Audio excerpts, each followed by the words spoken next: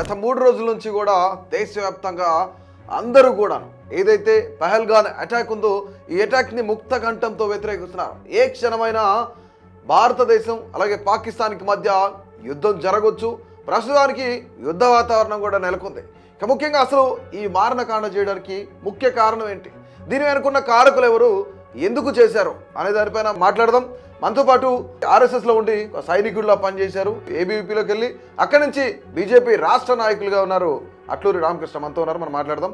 అన్న నమస్తే, చెప్పండి ఈ మారణకాండకి కారకులు ఎవరు అనుకోవచ్చు, ఏం చెప్తారు దీనికి? మారణకాండకు కారణం అనేది అందరికీ తెలిసిన విషయమే. పాకిస్తాన్ దీని వెనకాల ఉండి ప్రోత్సహిస్తున్నటువంటిది ఈ తీవ్రవాదాన్ని. గత అనేక సంవత్సరాలుగా తీవ్రవాదాన్ని ప్రోత్సహిస్తూ తీవ్రవాదాన్ని ఉసిగొలుపుతూ భారతదేశంలో కశ్మీర్లో అభివృద్ధి జరగకుండా చూడాలనే లక్ష్యంతో ఈరోజున పాకిస్తాన్ తీవ్రవాదాన్ని పెంచి పోషిస్తూ వస్తూ ఉన్నది. ఇది ఒక్క సంఘటనే కాదు, ప్రపంచవ్యాప్తంగా ఎక్కడ సంఘటన జరిగినా కూడా ఆ యొక్క ఉగ్రవాద సంస్థలకు పాకిస్తాన్లో మూలాలు ఉండటం అనేది మనం చూస్తూనే ఉన్నాం. దాంట్లో భాగమే ఇది కూడా. కాబట్టి ఈ యొక్క అభివృద్ధి అనేది, డెవలప్మెంట్ అనే దాన్ని ఆపటమే వాళ్ళ లక్ష్యం. ఆ కశ్మీర్ని ఎలా అయినా సరే హస్తగతం చేసుకోవాలనేటటువంటి లక్ష్యంతో వాళ్ళు పనిచేస్తున్నారు తప్పిస్తే ఆ దేశం అభివృద్ధిలోకి వెళ్ళాలి, వాళ్ళ ప్రజల జీవన విధానం మెరుగుపడాలనేటువంటి ఆలోచన పాకిస్తాన్కి ఎటువంటిది లేదు. తీవ్రవాదమే పాకిస్తాన్ యొక్క లక్ష్యం. రైట్. అంటే ఇక్కడ పాకిస్తాన్ అనే ముందు కానీ భారత్కి సంబంధించి కూడా కొన్ని వైఫల్యాలు ఉన్నాయి, భద్రతా వైఫల్యాలు. కానీ అంటే ఇంటెలిజెన్స్ అసలు ఏం చేస్తుంది అంటే ఇప్పటికే పాకిస్తాన్కి సంబంధించిన తీవ్రవాదులు 130 మంది కాశ్మీర్లో ఉన్నారు, 42 బేస్ క్యాంపులు ఉన్నాయి. కానీ వీటన్నిటినీ కూడాను స్పాయిల్ చేయకుండా వాళ్ళందరినీ అరెస్టులు చేయడమో లేదంటే వాళ్ళందరినీ కాల్చిపారేయకుండా ఈరోజు ఇంటెలిజెన్స్ నిఘా వర్గాలన్నీ కూడా వైఫల్యం చెందినాయి. అందుకే చొరబాటుదారులు కాశ్మీర్లోకి చొరబడి అంత ఘాతుకాన్ని కొడిగట్టారని కూడా చర్చ జరుగుతుంది దేశవ్యాప్తంగా. మనకు ఇది చూసుకుంటే ఈ అంతర్జాతీయంగా మనం పాటించాల్సినటువంటి నియమాలు నిబంధనలు కారణంగా ఇవన్నీ కూడా కొన్ని అడ్డంలో వస్తూ ఉన్నాయి. అయితే ముఖ్యంగా అక్కడ ఉన్నటువంటి మనం కాశ్మీర్లో ఈసారి ఎన్నికలు నిర్వహించుకున్నాం. ఆ తర్వాత అక్కడ ఉన్నటువంటి ప్రభుత్వం సరిగా పనిచేయలేకపోవటం వల్ల అది రద్దు అవ్వటం, తిరిగి మళ్ళీ సుప్రీంకోర్టు యొక్క ఆదేశాలతోటి అక్కడ ఉన్నటువంటి జడ్జిమెంట్స్ తోటి మళ్ళీ ప్రభుత్వం ఏర్పడటం, అక్కడ కొంత భాగం రాష్ట్ర ప్రభుత్వానికి సంబంధించినటువంటి వ్యవహారం ఉండటంతో వాళ్ళు సరైనటువంటి చర్యలు తీసుకోకుండా ఒక నిఘా వ్యవస్థను నిర్వీర్యం చేసే విధంగా కొంత పోతా ఉండటంతో కొంత ఈ సమన్వయ లోపం అనేటటువంటి రాష్ట్ర ప్రభుత్వానికి అక్కడ ఉన్న తీవ్రవాదులకు కనిపెట్టలేనటువంటి పరిస్థితి ఏర్పడటం వల్ల కొంత ఇది జరుగుతూ ఉన్నది. కానీ కేంద్ర ప్రభుత్వం చాలా స్థిరంగా ఉన్నది. ఇటువంటి యొక్క లోపాలను కూడా సరిదిద్దుకొని ఈ యొక్క తీవ్రవాదాన్ని అంతం చేయాలనేటువంటి లక్ష్యంతో పోతోంది. దానికి కావాల్సినటువంటి ఏర్పాట్లు, దానికి సంబంధించినటువంటి ఒక వ్యవస్థను నిర్మాణం చేసి ఈ రోజున నరేంద్ర మోడీ గారు భారత ప్రభుత్వం ముందుకెళ్తూ ఉన్నది. ఆ ముందుకెళ్తూ ఉన్నటువంటి ఒక కోణంలోనే అక్కడ ఉన్నటువంటి వాళ్ళు కాకుండా పాకిస్తాన్కి సంబంధించినటువంటి ఒక ఉగ్రవాదులు కూడా ఈ రోజున మన భూభాగంలోకి ప్రవేశించి ఇక్కడ ఉన్నటువంటి కొంతమందిని కలుపుకొని ఈ రోజున ఈ యొక్క దురాగతానికి ఒడిగొట్టడం జరిగింది. కానీ గత 10 రోజుల లోపలే 2 హెచ్చరికలు. అంటే పాకిస్తాన్ ఆర్మీ చీఫ్ ఏం మాట్లాడుతున్నాడు, పాకిస్తాన్కి సంబంధించింది జమ్మూ కాశ్మీర్ కూడా. జమ్మూ కాశ్మీర్ అనేది మన జీవనాడి, దాని నుంచి మేము వదిలేది లేదని చెప్పి ఆయన హెచ్చరికలు జారీ చేశారు. దాని తర్వాత లష్కర్-e తోయిబా వాళ్ళు కూడా చాలా అఫీషియల్గా వాళ్ళు మీటింగ్ పెట్టుకొని, ఇస్లామాబాద్లో మీటింగ్ పెట్టుకొని రక్తపు టేర్లు పారిస్తాం కాశ్మీర్ ఇండియాదంటే కనుక డెఫినెట్లీ కాశ్మీర్ అనేది పాకిస్తాన్కి సంబంధించింది అని వాళ్ళు కూడా చెప్పినప్పుడు కనీసం కేంద్ర నిఘా వర్గాలు ఎందుకు అలర్ట్ అవ్వలేదు? లేదంటే కేంద్ర నిఘా వర్గాలు అలర్ట్ అయ్యి కేంద్ర ప్రభుత్వానికి చేరవేయడంలో ఏదైనా లోపం జరిగిందని కూడా మాట్లాడుకుంటున్నారు. ఇక్కడ లోపం ఎక్కడ జరగలేదు. ఇక్కడ ఉన్నటువంటి అది లోయ ప్రాంతం, లోయ ప్రాంతాల్లో ఇక్కడ వాళ్ళు వస్తున్నటువంటి విధానాలు కూడా చాలా వరకు తగ్గిపోయినాయి. ఇప్పుడు వాళ్ళు ఏ విధంగా దాడి చేస్తారు, ఏ విధంగా వస్తారనేటువంటి ఒక ఆలోచనలో భద్రతా దళాలు కానీ ఇంటెలిజెన్స్ వర్గాలు కానీ అనేక వర్గాలు ఆ యొక్క పనిలో ఉన్నాయి. అయినా కూడా కొంతమంది మామూలుగా ప్రజల్లో కలిసిపోయి ఉంటూనే పాకిస్తాన్ సంబంధించినటువంటి ఆ జాతీయులు వచ్చి ఇక్కడ మనకు ఈ యొక్క కుట్రకు తెరలేపారు, ఈ విధంగా చేశారు.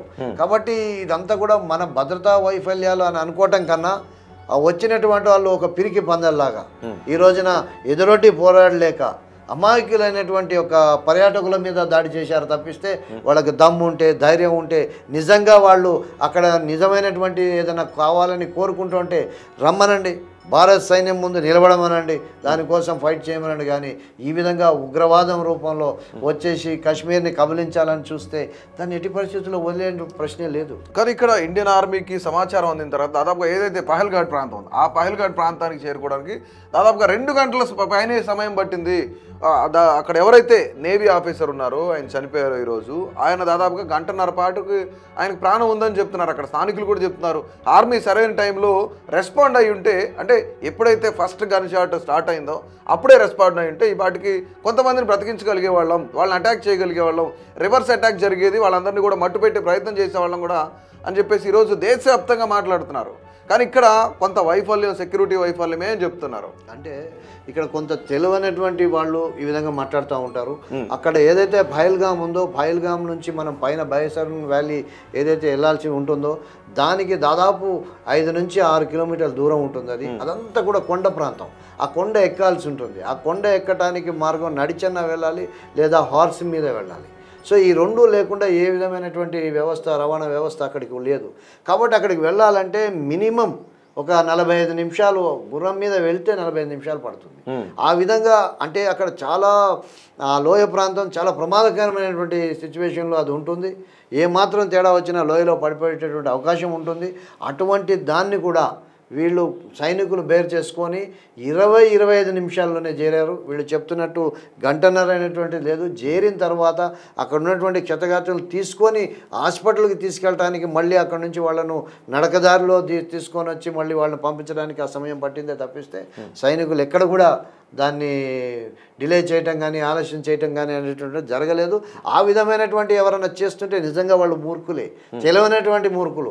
దాన్ని ఉగ్రదాడిని ఖండించాలి, సైనికుల ఆత్మస్థైర్యాన్ని పెంపొందించాలి. వాళ్ళు వెళ్ళి ఇంతమందిని ఇమీడియట్గా తీసుకొని వచ్చారు. 28 మంది చెప్పారు. 100 మంది ఉంటారు అక్కడ, 100 మంది చూస్తూ ఉంటారు ఆ యొక్క ప్రదేశాన్ని. అటువంటి ప్రదేశంలో ఈ రోజున వాళ్ళు ఒక 28 మందిని చంపి పారిపోగలిగారంటే కేవలం ఆ 15 నిమిషాల సమయంలో వాళ్ళు తీసుకున్నటువంటి దాన్ని తప్పిస్తే మరొకటి కాదు. సైనికులు వాళ్ళ శక్తి మేరకు తర్వాత కూంబింగ్ కానీ మిగతా కానీ చేస్తూ ఉన్నారు. వాళ్ళని ఎట్టి పరిస్థితుల్లో వదిలేటటువంటి పరిస్థితి ఉండదు. కాబట్టి వాళ్ళ మీద చర్యలు తీసుకుంటారు. వాళ్ళు ఎవరో కనిపెట్టారు. వాళ్ళు ఎవరైతే మనకు సంబంధించి మన దేశంలో, మన కాశ్మీర్లో ఉన్నటువంటి పక్క జిల్లాలోనే అక్కడ ఉన్నటువంటి పహల్గామ్ పక్కనే ఉన్నటువంటి దాంట్లో ఉన్న వాళ్ళ ఇళ్లను కూడా ఈ రోజున బ్లాస్ట్ చేయడం జరిగింది. ఈరోజు కేంద్ర ప్రభుత్వం అనేకమైన విమర్శలు ఎదుర్కొంటుంది. ఎందుకంటే మీరు చెప్పిన విధంగా 20 మినిట్స్లోనే కొండపైకి వెళ్ళారనుకుందాం. కానీ అక్కడ ఎవరైతే ఘాతుకానికి తెగబడ్డారో టెర్రరిస్టులు, ఆ టెర్రరిస్టులు అడవిలోకి పారిపోయినప్పుడు అంత పెద్ద ఆర్మీ ఉన్నప్పుడు కానీ 3 రోజులు అవుతుంది. కానీ ఇంతవరకు వాళ్ళని పట్టుకోలేకపోయారు. కానీ ఒక్కళ్ళనే కాల్చి చంపిన పరిస్థితి కూడా ఉంది. కానీ అలాంటి ఘాతుకానికి సంబంధించిన వాళ్ళని ఏ విధంగా పట్టుకోలేకపోతున్నారు అంటే 3 రోజులు అవుతుంది. మీరు చెప్పిన 20 నిమిషాల్లో కొండపైకి వెళ్ళి ఉంటే ఈ పాటికి పట్టుకుని ఉండాలి కదా, మరి 3 రోజుల్లో ఎందుకు పట్టుకోలేదు? తప్పకుండా పట్టుకుంటారు. అంటే భద్రతా కార్యాలయం వలన అసలు ఏం జరిగింది, వాళ్ళని పట్టుకున్నామా పట్టుకోలేదా, అసలు ఏం జరుగుతుంది అనేటటువంటిది ప్రపంచానికి ఇప్పుడే మనం చెప్పాల్సినటువంటి అవసరం లేదు. కాకపోతే డెఫినెట్గా వాళ్ళ మీద చర్యకు ప్రతిచర్య ఉంటుంది. వాళ్ళ మీద యాక్షన్ అనేది జరుగుతుంది. భారతదేశం వదిలి వాడు పాకిస్తాన్ జాతీయుడైనా ఇంకోడైనా సరే భారతదేశంలోంచి బయటికి వెళ్ళేటటువంటి పరిస్థితే ఉండదు. వాడు డెఫినెట్గా దీనికి మూల్యం వాళ్ళు ఎవరైతే 5గురు చేశారో వాళ్ళు మూల్యం చెల్లించుకుంటారు. ఎట్లా చెప్పండి, అసలు కేంద్ర ప్రభుత్వం, ఇంత పెద్ద కేంద్ర ప్రభుత్వం, ఇంత పెద్ద నిఘా సంస్థ ఇవన్నీ ఉండి, ఇంత పెద్ద మనకి ఆర్మీ బలగం ఉండి కూడా కేవలం ఒక 6గురిని ఇంతవరకు పట్టుకోలేకపోయిందంటే ఇది కేవలం కేంద్ర ప్రభుత్వ వైఫల్యం. బీజేపీ నాయకులు కొంత ఏదో కాలయాపన చేస్తున్నారనే వార్తలు కూడా దేశవ్యాప్తంగా కొంతమంది మేధావులు మాట్లాడుతున్న మాట. చాలా రాంగు. మేధావుల ముసుగులో చేస్తున్నటువంటి ఎవరన్నా నేను చేస్తున్నారని అనుకోవట్లేదు. బహుశా ఇది చేస్తే కనుక వాళ్ళ అజ్ఞానం అనే అంటాను. ఎందుకంటే ఒకసారి కాశ్మీర్ వెళ్ళండి, అక్కడ ఉన్న శ్రీనగర్ లోయలను చూడండి, అక్కడ ఉన్నటువంటి మంచు కొండలను చూడండి, అక్కడ ఉన్నటువంటి నదులను చూడండి. అక్కడ ఇమ్మీడియట్గా అక్కడ వెళ్ళిపోయేటటువంటి సౌకర్యాలు ఉంటాయి. కనపడినటువంటి ప్రాంతం, దట్టమైనటువంటి అటవీ ప్రాంతాలు ఉంటాయి. ఆ ప్రాంతాల గుండా వాళ్ళు ఎన్ని నెలల నుంచి రెక్కి చేసుకొని ఆ విధంగా ప్లాన్ చేసుకొని అది చేసుకున్నారు. ఆ అన్ని ప్రాంతాల్లో వాళ్ళు ఆ విధంగా పోవటానికి అవకాశం ఉంటుంది అక్కడ. కానీ సరిహద్దులను దాటేటటువంటి ఒక లోపల వాళ్ళని పట్టుకునేటటువంటి సత్తా భారత సైన్యానికి ఉన్నది. కాబట్టి ఎవరైనా మీరు వెళ్ళలేదు, ఇక్కడ జరిగినటువంటి ఘాతకాన్ని గురించి దానికి ఏ విధంగా చర్యలు తీసుకోవాలి, ఏ విధంగా ముందుకెళ్ళాలనేటటువంటి సూచన లేకుండా ఈ మేధావుల ముసుగులో ఈ రోజున మీరు వెళ్ళలేదు, మీరు చేయలేదు, భారత ప్రభుత్వం ఏం చేయట్లేదు, మీ వైఫల్యం తప్పిస్తే అని మాట్లాడతారు తప్పిస్తే దీని వెనుకున్న పాకిస్తాన్ గురించి ఎందుకు మాట్లాడరు? దీని వెనుకున్న ఉగ్రవాదాన్ని పెంచి పోషిస్తున్న వాళ్ళ గురించి ఎందుకు మాట్లాడరు? దేశంలో ఉండి ఉగ్రవాదులకి సపోర్ట్ చేస్తున్నటువంటి వాళ్ళ గురించి వీళ్ళు ఎందుకు మాట్లాడరు? అది మాట్లాడండి. దేశాన్ని ముందుకు తీసుకొచ్చేటటువంటి ఈ యొక్క భద్రత మనల్ని ఇంకా పెంపొందించుకునేటట్టుగా సలహాలు ఇవ్వండి, సూచనలు ఇవ్వండి. కేంద్ర ప్రభుత్వం అటువంటి వాటిని తీసుకుంటుంది. సైనికులకు మనోధైర్యం వస్తుంది. ఇటువంటి వాళ్ళందరినీ అడ్డుకునేటటువంటి శక్తిని ఇచ్చే విధంగా మీ పరివర్తన ఉండాలి. కానీ అది లేకుండా విమర్శలు చేసేటటువంటిదే మా బాధ్యత అని కూర్చో. అంటే వీటితో పాటు ఏదైతే టెర్రరిస్టులు రిలీజియన్ ఐడెంటిటీ కారణంగా వాళ్ళని చూసి ఐడి చూసి పేరు అడిగి మరి హిందూ అయిన వాళ్ళు ప్రతి ఒక్కళ్ళు చంపారనేది అందరికీ తెలిసిన విషయం. కానీ ఇక్కడ మరొక చర్చ ఏంటంటే దీన్ని కూడా బీజేపీ రాజకీయంగా వాడుకునే ప్రయత్నం చేస్తుంది.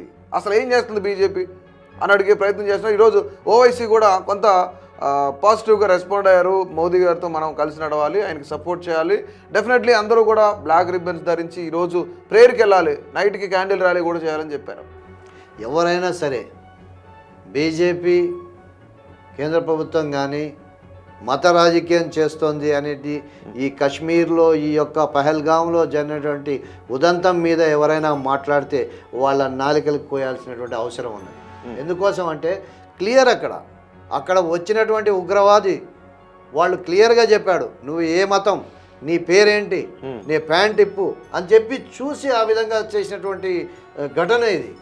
కాబట్టి అటువంటి ఘటన జరిగిన తర్వాత కూడా మీరు మతం రంగు పులిమిందేవాడు, ఉగ్రవాదులు మతం రంగు పులిమి చేస్తున్నాడు, ఉగ్రవాదం మతం ముసుగులో ఉగ్రవాదాన్ని పెంచి పోషిస్తున్నారు. వాళ్ళు వచ్చి ఆ విధంగా చేసిన తర్వాత కూడా ఆ విధంగా ఎవడైనా మాట్లాడితే అటువంటి వాడు నిజమైన దేశద్రోహి అవుతాడు. వాస్తవాల్ని వాస్తవంగా మాట్లాడాలా, అబద్ధం ఉంటే ఇది అబద్ధం అని తేల్చి చెప్పాలా, అది మాట్లాడండి. కాదనం అబద్ధాన్ని, ఇది నిజం, జరిగినటువంటి వాస్తవం కళ్ళ ముందు కనబడుతోంది. బాధితులు ఈ రోజున చెప్తున్నారు వాళ్ళు ఏం అడిగారు, ఏం చేశారు అని చెప్పేసి. మేము హిందువులనే చంపుతాం, కానీ ఒక మహిళ అడిగితే వాళ్ళు చెప్పిన మాట, మేము హిందువులనే చంపుతాం, నిన్ను మాత్రం చంపాం, ఎందుకోసం అంటే నువ్వు ఆ మోడీకి చెప్పాలి ఈ విషయాన్ని అని చెప్పి బహిరంగంగా వాడు చెప్పి వెళ్ళిపోయినటువంటి సంఘటన కూడా మనం చూసాం. వాళ్ళందరూ కూడా చెప్తా ఉన్నారు. కాబట్టి ఇట్లాంటి సంఘటనలు ఈ విధంగా జరుగుతుంటే దాన్ని ఎవరైనా ఇట్లా మాట్లాడితే అది చాలా రాంగ్. మాట్లాడిన వాడిని పౌరులందరూ కూడా నిలదీయాలి. ఎవరు మాట్లాడితే వాళ్ళని ఎక్కడికక్కడ నిలదీసి మీరు ఇంకోసారి దేశ భద్రత విషయంలో కానీ ఇంకో విషయంలో కానీ ఈ విధంగా రాజకీయాలు చేస్తే ఊరుకోం అని చెప్పేసేటువంటి ఒక ప్రజలు ముందుకు రావాల్సినటువంటి అవసరం కూడా ఉన్నది. ఇక ఓవైసీ అంటారా, ఈరోజు ఓవైసీ చెప్పాడు, కానీ ఇవాళ మసీదుల్లో నల్ల రిబ్బన్ కట్టుకోండి, అదేవిధంగా సాయంత్రం కొవ్వొత్తులు చేయండి అని మాట్లాడుతున్నాడు, చెప్తా ఉన్నాడు. సంతోషం, ఈ రోజుకైనా చెప్పాడు. కానీ ఈ ఉగ్రవాదాన్ని ఎందుకు ఖండించట్లా? పాకిస్తాన్ ప్రేరేపితం చేస్తోంది అని చెప్పేసి ఎందుకు ఆయన పాకిస్తాన్ హెచ్చరించట్లా? భారత్లో ఉన్నటువంటి ముస్లిం సోదరులందరూ కూడా పాకిస్తాన్ని మేము తిప్పికొడతాం అని ఒక నిరసన ప్రదర్శన చేయండి. పాకిస్తాన్ని ఈ రోజున ఈ విధంగా ప్రోత్సహిస్తోందని చెప్పేసి మీరు అనౌన్స్ చేయండి. అది మాత్రం చేయట్లా. ఎందుకంటారు, ఎందుకు చేయరంట అంటే కేవలం ఇప్పుడు మతం పిచ్చి ఎవరికున్నది, మతం ముసుగు ఎవరికున్నది అనేది దీంట్లో తెలిసిపోతుంది. అంటే ఉగ్రవాదానికి సపోర్ట్ చేసేదే మీ మతమా, ఉగ్రవాదులుగా ఉండటమే మీ మతమా అని నేను ప్రశ్నిస్తూ ఉన్నా ఓవైసీని. ఇప్పుడు మీరు ముందు నుంచి చూసుకోండి, ప్రపంచంలో ఎక్కడ సరే ఈ టెర్రరిస్టు ఘాతకాలు జరిగినా కూడా అక్కడ వస్తున్నటువంటి సంస్థలు ఏంటి? ఆల్ ఖైదా పెట్టింది ఎవరు? జైషే మహమ్మద్ పెట్టింది ఎవరు? లష్కరే తోయిబా పెట్టింది ఎవరు? జమ్మూ కాశ్మీర్ లిబరేషన్ ఫ్రంట్ పెట్టింది ఎవరు? ఇవన్నీ ఉగ్రవాద సంస్థలు. ప్రపంచంలో కూడా పాతుకుపోతున్నటువంటి ఉగ్రవాద సంస్థల నాయకులు ఎవరు? ఈ రోజున ఆ నాయకులు వీళ్ళు అని చెప్తే దానికి మతం రంగు పులిమారు అనేటటువంటి మేధావులు మన దేశంలో ఉన్నారు. కాబట్టి ప్రపంచవ్యాప్తంగా ఉన్న ముస్లింలందరూ కూడా ఉగ్రవాదులు ఏం కాదు కదా. ముస్లింలందరూ ఉగ్రవాదులు కాదు, కానీ ఉగ్రవాద గ్రూపుల్ని, ఉగ్రవాదాన్ని పెంచి పోషిస్తున్నది ఉగ్రవాదంలో ఉంటున్న వాళ్ళు ఎవరు? బట్ ఈరోజు పహల్గామ్లో ఒక 20 మందిని కాపాడిన వ్యక్తి కూడా ఒక ముస్లిం సోదరుడే కదా. ఎస్. అయితే ఇక్కడ ఒక ముస్లిం సోదరుడు కాపాడాడు, అక్కడ ఉన్నటువంటి వాళ్ళు చనిపోతుంటే ఒక మానవత్వంతో అతను కాపాడాడు. అదొక కోణం, దాన్ని అభినందిద్దాం, వాళ్ళని నిజంగా కాపాడినందుకు అప్రిషియేట్ చేద్దాం మనం అందరం కూడా. కానీ ఏదైతే వీళ్ళు ఈ ఘాతకాలు పడుతున్నారో దాన్ని వ్యతిరేకించాలి కదా. దాన్ని వ్యతిరేకించకుండా ఈ కాపాడిన దాన్నే చూయించుకుంటూ జరిగినటువంటి ఒక సంఘటన, నేను కాపాడాము వాళ్ళు కాపాడారు, అభినందించండి, మేము వద్దనట్లా. కానీ దాన్ని చూయించి ఇది మొత్తం మాకు సంబంధం లేదు అని తప్పించుకోవాలని చూస్తే తప్పు కదా, అది తప్పు కదా. అదేవిధంగా ఇంకో ముస్లిం సోదరుడు కూడా అడ్డం పడ్డాడు. అక్కడ ఏదైతే హార్సు మీద తీసుకొచ్చేటటువంటి ఇది చేస్తూ ఉంటాడో ఆయన అడ్డం పడ్డాడు. ఇది అన్యాయం, ఈ విధంగా చేయకూడదు అని అంటే అతన్ని కూడా కాల్చేశారు. ఉగ్రవాదులు అతన్ని కూడా కాల్చేశారు. ముస్లిం సోదరుడే అయినా కూడా కాల్చాడు. మరి దానికి మన దేశంలో ఉన్నటువంటి ఇప్పుడు ఉన్నటువంటి ఓవైసీ గారు కానీ మిగతా వాళ్ళు కానీ వాళ్ళకి రావాలి కదా, ఆ జ్ఞానం రావాలి కదా. ఈ రోజున వచ్చి పాకిస్తాన్ని ఎండగట్టాలి కదా. మోడీ గారు తీసుకుంటున్నటువంటి, ప్రధానమంత్రి తీసుకుంటున్నటువంటి చర్యలన్నింటినీ సమర్థించాలి కదా. దేనికైనా మేము సిద్ధంగా ఉన్నాం, మేము మీ వెనకాల ఉన్నాం. ముస్లిం సమాజం భారతదేశంలో మొత్తం కూడా నరేంద్ర మోడీ వెనకాల ఉంటుంది ఈ విషయంలో అని చెప్పేసి ఎందుకు నువ్వు నిర్దిష్టంగా ప్రకటించండి. ముస్లిం నాయకులు బయటికి రండి, బయటకు వచ్చి మీరు అందరు చెప్పండి ఈ అన్యాయం జరిగింది, హిందూ సోదరుల మీద జరిగింది, మన సోదరుడు కాపాడాడు. అక్కడ మనం హిందువుల మీద దాడి జరిగితే ఒప్పుకోం అనేటటువంటి దాన్ని ముందుకు తీసుకెళ్దాం అని చెప్పి ఎందుకు ఈ రోజున మాట్లాడలేనటువంటి పరిస్థితి ఉన్నది. కేవలం జరిగిన సంఘటనకు నివాళులు అర్పిస్తే సరిపోదు. ఇది నివాళుల కోసం జరిగినటువంటి సంఘటన కాదు. అది గుర్తుంచుకోవాలి. మీ మద్దతు మీరు ఇవ్వాలి అంటే ఈ భారతదేశంలో పౌరులుగా మీరు ఉన్నారు కాబట్టి భారతదేశ పౌరుడిగా మీరు స్పందించాల్సిన అవసరం ఉన్నది, ముందుకు రావాల్సిన అవసరం ఉన్నది. దాని పెద్ద ఎత్తున భారత నైతిక ధైర్యాన్ని పెంపొందించే దాంట్లో మీ పాత్ర కూడా కొంచెం అన్నా ఉంచండి అని చెప్పేసి ఓవైసీని నేను అడుగుతా ఉన్నా. రైట్, ఈరోజు నరేంద్ర మోదీ గారు కానీ లేదా మిగతా కేంద్ర మంత్రులు ఏవైతే కొన్ని సంచలనమైన నిర్ణయాలు తీసుకున్నారో, సింధు నదీ జలాలను ఆపేయాలి, పాకిస్తాన్కి వెళ్లకుండా కొన్ని అంటే 48 గంటల్లో ఎవరైతే పాకిస్తానీలు భారతదేశంలో ఉన్నారో వాళ్ళందరూ కూడా పాకిస్తాన్కి వెళ్ళిపోవాలి, అలాగే వాఘా బోర్డర్ ఇవన్నీ క్లోజ్ చేయడం కానీ కొన్ని ముఖ్యమైన నిర్ణయాలు తీసుకున్నారు. ఏదైతే సింధు నదీ జలాలు ఆపేస్తామన్నప్పుడు లష్కర్ ఏ తోయిబా ఈరోజు స్టేట్మెంట్, లష్కర్ ఏ తోయిబా చీఫ్ ఎవరైతే ఉన్నారో హఫీజ్ సయ్యద్ మోదీ శ్వాస ఆపేస్తామని చెప్తున్నాడు. ఈరోజు సింధు జలాలు ఆపితే కనుక ఖచ్చితంగా మోదీ శ్వాస ఆపేస్తామని చెప్తున్నాడు. ఏం చెప్తారు దీనికి? అంటే మోడీ శ్వాస ఆపే ముందు నీ శ్వాస ఉంటుందో లేదో చూసుకోమని నేను వాళ్ళని అడుగుతా ఉన్నా. మోడీ శ్వాస ఆగే లోపల నీ శ్వాస ఆగిపోతుంది. ఎందుకోసం అంటే మోడీ వెనక 150 కోట్ల మంది భారత ప్రజానీకం ఉంది. నీ వెనకాల ఎవరున్నారు? కొంతమంది ఉగ్రవాద ముఠాలను వేసుకొని వస్తున్నటువంటి కొంతమంది తప్పిస్తే నీ వెనకాల ఎవరు లేడు. 4-5 రైఫిల్స్ పట్టుకొని కొంతమంది చంపేసి నేను ఉన్నాను అని చెప్పినట్టు మాత్రాన ఏం జరగదు. ఈ రోజున మేము సింధు నదీ జలాల్ని ప్రధానమంత్రి గారు ఈ యొక్క దాడిని ఖండిస్తూ దీన్ని ఆపేస్తామని చెప్తేనే నీ వెన్నులో వణుకు పుట్టిందే. నీకు అక్కడ బతకలేనటువంటి పరిస్థితి ఈరోజు ఏర్పడుతుంది. మరి మా యొక్క పర్యాటకుల్ని, మా యొక్క దేశ ప్రజల్ని చంపినప్పుడు మేము ఊరుకోవాలా? మేము చూస్తూ ఉండాలి? నువ్వేమో చంపిపోతావు, మేము మాత్రం ఏమీ చేయకూడదు. కనీసం మేము అందిస్తున్న నీటిని మేము ఆపేస్తాం ఈ చర్యకు నిరసనగా అంటే నువ్వు పచ్చరిగా ఏం చేయాలి? తప్పు జరిగింది, అది మా దగ్గర నుంచి జరిగి ఉంటే కనుక మేము దాన్ని ఏ విధంగా జరిగిందో తెలుసుకొని శిక్షిస్తాం, మాకు సంబంధించినటువంటి పాత్ర ఉంటే అని చెప్పి నువ్వు ప్రకటించి మాకు మాత్రం నీళ్లు వదలండి అని మీరు అభ్యర్థన చేసుకోవాలి. కానీ చేసుకోకుండా ఈ రోజున ఆ దేశంలో షెల్టర్ ఇస్తూ ఉగ్రవాదుల్ని కాపాడుకుంటూ వాళ్ళతోటి మాట్లాడిస్తూ ఉన్నటువంటి వాళ్ళందరూ కూడా ఈ రోజున వాళ్ళతోటి మోడీ గారి శ్వాస ఆపుతామని చెప్పేసేటువంటి ఒక పరిస్థితి ఈరోజు వస్తూ ఉన్నది. ఒకటే గుర్తుపెట్టుకోండి, భారతదేశం ప్రజలందరూ కూడా ఈ రోజున పాకిస్తాన్ని ప్రపంచ చిత్రపటంలో నుంచి తీసేయాల్సినటువంటి సమయం ఆసన్నమైంది. పౌరులందరూ కూడా, భారతదేశ పౌరులందరూ కూడా ఈ రోజున దానికి ముందుకు వస్తున్నారు, కదులుతున్నారు. మీరు ఈ రోజున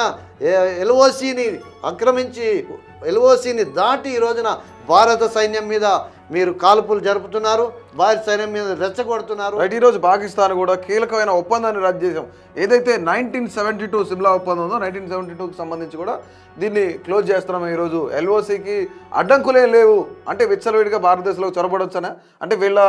అంటే ఏదైతే ఈ రద్దు ఉందో, ఈ ఒప్పందం రద్దు ఉందో దీన్ని ఎట్లా చూడొచ్చు అసలు మనం? అంటే వాళ్ళు అనుకుంటున్నారు మా శక్తి చాలా ఎక్కువగా ఉంది, మేము భారతదేశాన్ని ఎంతసేపు ఇక్కడ మనోళ్ళు కూడా గతంలో చెప్పారు ఒక 5 నిమిషాలు సైన్యాన్ని కళ్ళు మూసుకుంటే నేనేం చేయాలో చేస్తా అని చెప్పేసి మన స్థానికులు కూడా చెప్పారు. అయితే అదే ఒక మత్తులో ఉన్నారు వాళ్ళు.